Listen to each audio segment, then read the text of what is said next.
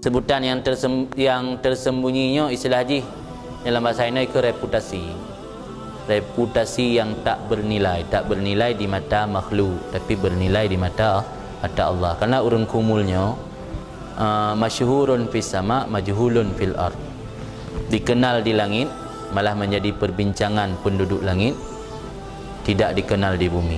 Kayak contoh Uwais Qarni, itu kena cerita Uwais. Dan Uwais salah tira aulia Allah yang kumul kan. Masyhurun fis sama, majhulun fil ard. Dikenal di penduduk langit, majhulun tidak dikenal di penduduk bumi. Ibnu Muhrid mana dalam doa kan selalu kepanjat ba Allah, Allahumma inni as'aluka dzikran khamilan. Ya Allah, aku meminta kepada engkau sebutan yang kumul atau reputasi yang tak bernilai. Di reputasi agaknya di pandangan makhluk reputasi yang tak bernilai, tapi bernilai di sisi Allah. Nak tahu cerita Ibnu Muhridnya buat sabar hura gejak nganannya buat toko kain, toko baju. Ya mublo buat toko bajian. Truk kenan karena le penjual kain yang hanai turi so Ibnu Muhrid. Ibu beliau dengan harga mahal. Tengah tawar menawar dengan harga mahalnya, ijak tu urang mekat kedai samping. Tetangga ijak urang kedai samping. Gekun mak urang po kedaian. Waihak, hadza Ibnu Muhrid. Ba'ak. Celaka kamunya Ibnu Muhrid. Kan kajuk kedai barang yang kapu beliau you mahal lam.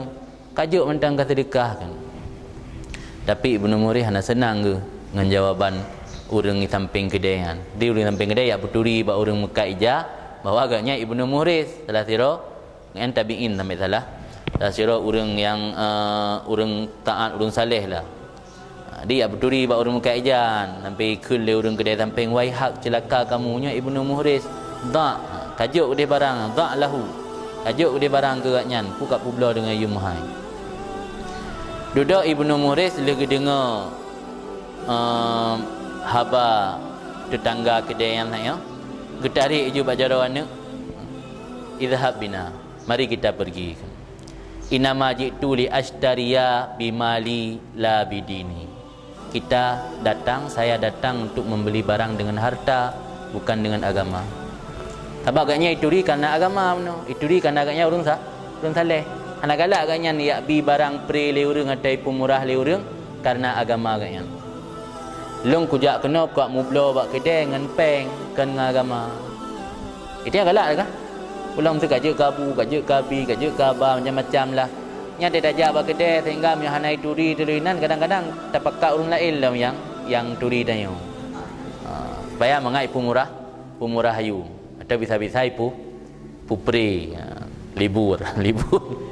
Ya pre kan galak tau leh anak galak ke pre. Jadi Ibnu Muhrid gara-gara ipu pre barang sebab kai puturi le urang kedai samping hana jadeh ke mublo. Gitu bit. Dengan alasan long kujak kena kat mublo dengan harta kan dengan agama. Sebab kemuliaan yang diperdapat legaknya di mata urang po kedai karena agama. Yang gejak kat mublo ngan peng, ngan harta kan dengan agama ni deh mublo. Dari bajaran ni tu bit ya tajak kan. Tengok truk kena tak mublo ngempeng ke agama. Nah dia mula barang bak kedai kan. Ya tengok dari rencana tabah. Cak tabah tu kah? Tabah tu bak kapri, bandar depu kapri kata tabah tu. Pun tabah. Alasan ke tirap hempas tagai tabah. Hana tirap mo belain tu tekutonyo nah tabah tu tu. Nah bak kapri. Nah kemana ke tengok tabah ego. Tapi tajib ego dah tak kopi pancung. Mana urung tabah kah? Kopi mana? Ada le urang berdabar ke rau kopi pancung je. Dabar hana mengai kan.